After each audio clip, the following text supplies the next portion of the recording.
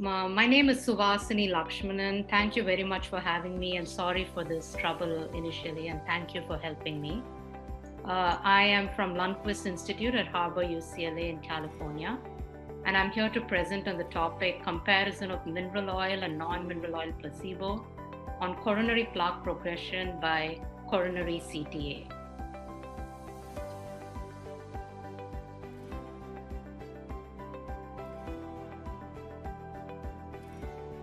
I have no relevant disclosures to report. I would like to start, with some introduction into the likely background that set up the stage for the question behind my presentation. One of the most significant challenges we face today in cardiovascular medicine is that despite the benefits of LDL cholesterol lowering, there is close to 56 to 85% of residual cardiovascular risk. And to address the majority of cardiovascular events that still occur despite our most powerful existing therapies, we must combine lifestyle change and continue to evaluate new pharmacological strategies that have the potential to move us towards a goal of completely eradicating cardiovascular disease in the future. So in this context, the REDUCE-IT clinical trial was a global, rigorously designed, placebo-controlled, double-blinded, cardiovascular event-driven trial.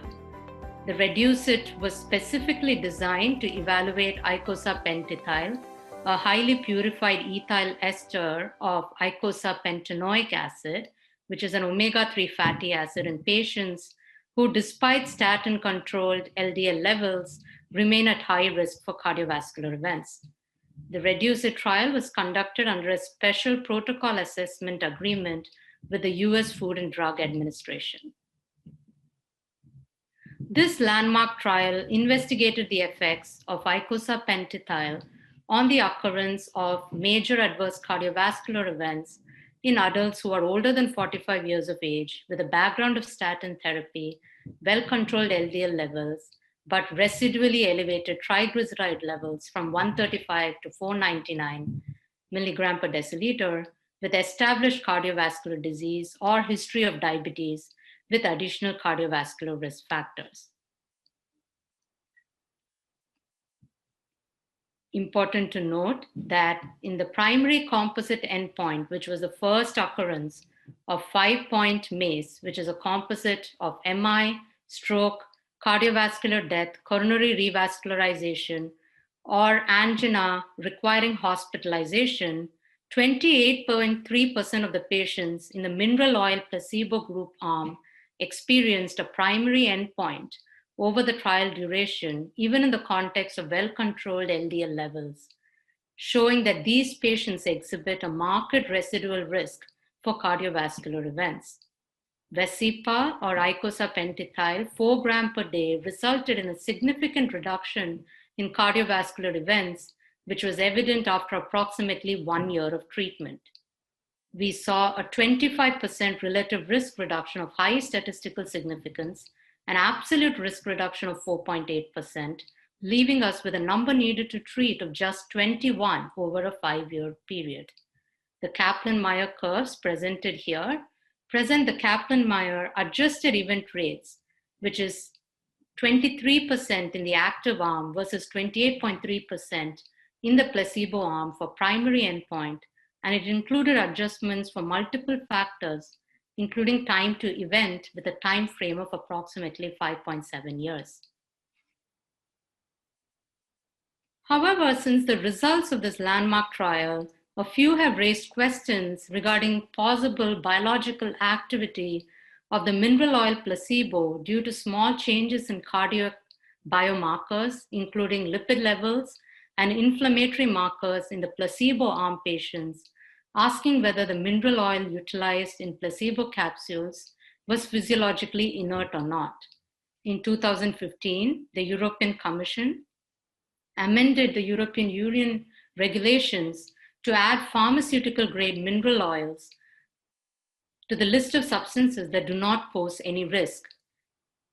In fact, this pharmaceutical-grade mineral oil was chosen as a suitable placebo to mimic consistency, color, and odorless properties of icosapentaethyl capsules. saturated, monosaturated, and omega-6 polyunsaturated fatty acids found in various ratios in corn oil, olive oil, are already known to impact various cardiovascular risk parameters differentially, including studies showing changes on blood lipids, glucose metabolism, blood pressure, and inflammatory pathways. We felt that use of these active comparators can make the detection of an effect from an omega-3 fatty acid intervention more or less, depending on the choice of placebo. To further evaluate the mechanistic basis of icosapentaethyl, we utilize serial CTA to assess coronary plaque progression. The utility of comprehensive plaque assessment by serial CTA to understand progression of coronary atherosclerosis and plaque characteristics as a surrogate to cardiovascular endpoints has been well established. The EVAPORATE trial, as presented on this slide, sought to determine whether icosapentaethyl 4 grams per day as an adjunct to diet and statins would result in a greater change from baseline in coronary plaque volumes measured by serial CTA than placebo in statin-treated patients. This trial was mimicked to design the REDUCE-IT trial, both in study design, in the inclusion criteria of patients, but using surrogate endpoints of coronary plaque progression. In a sub-analysis, we sought to compare the differences in progression of total plaque volume and total non-calcified plaque volumes on coronary CTA in mineral oil placebo participants in the EVAPORATE trial and compared them with the non-mineral oil placebo in another trial, GARLIC-5. We analyzed a total of 60 participants who were randomized to mineral oil placebo in EVAPORATE and compared them with subjects who were in a physiologically inert cellulose-based placebo arm in the GARLIC trial. We observed no significant differences in the baseline risk factors as reported here, except for history of diabetes, history of elevated triglycerides, which is similar to the study design inclusion characteristics.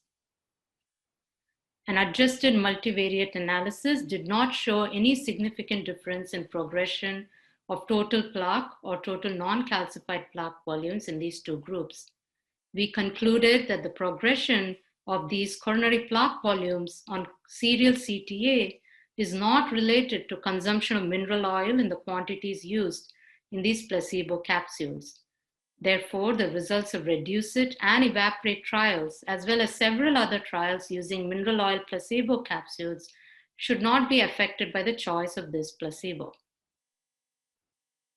Furthermore, in a recent systematic review, in studies with mineral oil arms, changes in triglyceride levels and lipids in general were noted to be inconsistent. In trials conducted in patients with cardiovascular disease or diabetes, triglyceride levels changed by a range of -16 to 18.5%. LDL levels also changed from a -6% to 9.2%. HDL changes from baseline were generally small and also had a wide range from -7 to 27.9%.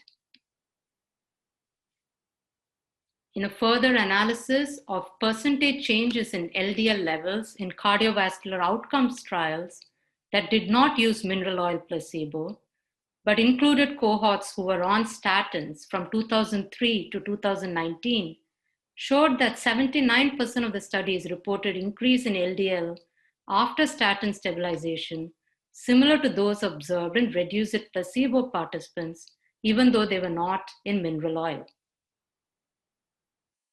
The icosapentaethyl and the mineral oil placebo groups were further compared regarding increase and no change or decrease in biomarkers for key REDUCE-IT primary and secondary endpoints. As displayed in the Kaplan-Meier curves here, changes in these biomarkers, including LDL or CRP levels, did not influence time to primary and key secondary endpoints in REDUCE-IT trial.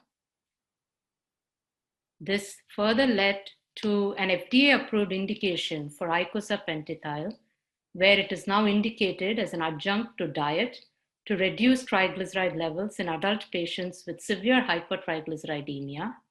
It is also indicated to reduce the risk of cardiovascular death, MI, stroke, coronary revascularization, and unstable angina requiring hospitalization as an adjunct to statin therapy in adults with elevated triglycerides and other risk factors for cardiovascular disease such as diabetes.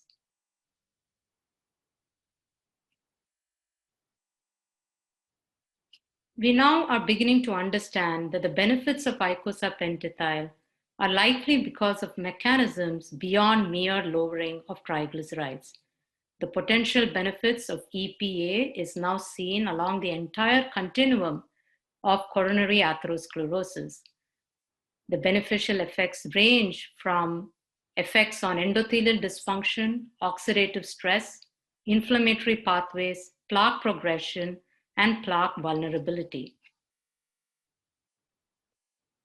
We recently presented that in the EVAPORATE trial, icosapentaethyl demonstrated significant regression of low attenuated plaque volumes on serial CTA compared with mineral oil placebo over 18 months, thereby providing important mechanistic data on plaque characteristics that may have relevance to the results seen in REDUCE-IT and to clinical uses of icosapentaethyl.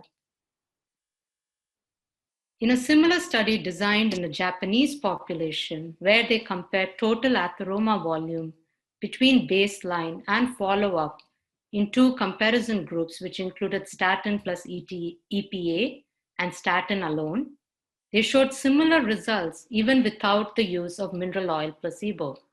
As you can see, there was a significant reduction in total atheroma volume between the statin and statin plus ETA group. So this brings us to an important question. Does the combination of EPA plus DHA of omega fatty acids differ from EPA monotherapy? What we know so far is that the effect of EPA and DHA mixtures have not shown improvement in cardiovascular outcomes. Importantly, study with pure EPA appears to suggest potential favorable effects on cardiovascular outcomes. Apart from REDUCE-IT, this was previously established in a Japanese patient population in the GELIS trial, where EPA reduced major cardiovascular events by 19%, and the comparator arm did not include mineral oil placebo.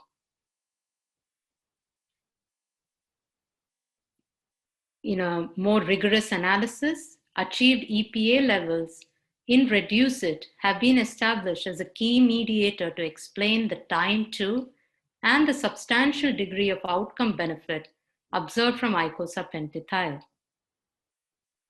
We also presented recently that higher serum EPA levels predicted regression of prognostically relevant coronary plaque volumes, including total non-calcified plaque and total plaque volumes on serial CTA in the EVAPORATE population, further providing important mechanistic insights to the cardiovascular benefits of icosapentaethyl.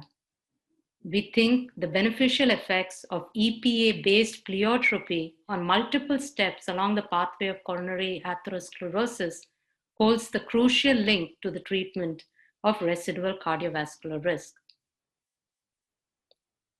Most recently, the STRENGTH trial was presented in this randomized clinical trial of 13,000 patients that had to be stopped early. Daily supplementation with a carboxylic acid formulation of omega-3 fatty acids that included EPA and DHA to background statins, when compared with corn oil placebo, resulted in no significant difference in composite outcome of major cardiovascular events. This was also seen in a mechanistic study where a combination of EPA and DHA showed no significant effect on coronary plaque volumes, standing in stark contrast to our EVAPORATE trial result. So what we know so far from biological studies is that the effects of EPA and DHA are different, and they may likely be in contrast to each other. As we see, both EPA and DHA work by incorporating in the phospholipid layer of the membrane bilayers. However, the effects are in contrast. EPA inhibits lipid oxidation and related cholesterol crystal formation, and also other inflammatory cascade pathways that are key to coronary atherosclerosis. However, the DHA activity is more concentrated in brain and retinal membranes. It needs to be rigorously explored if the combination therapy of EPA and DHA could actually be neutralizing the effects of pure EPA based on the outcome and imaging mechanistic trial results that we have seen so far. I would like to thank my mentors, Dr. Matthew Budoff, Dr. Deepak Bhatt, and Dr. John Nelson. I would also like to thank the co-investigators and all the participants of the EVAPORATE trial for the opportunity to learn together. Thank you.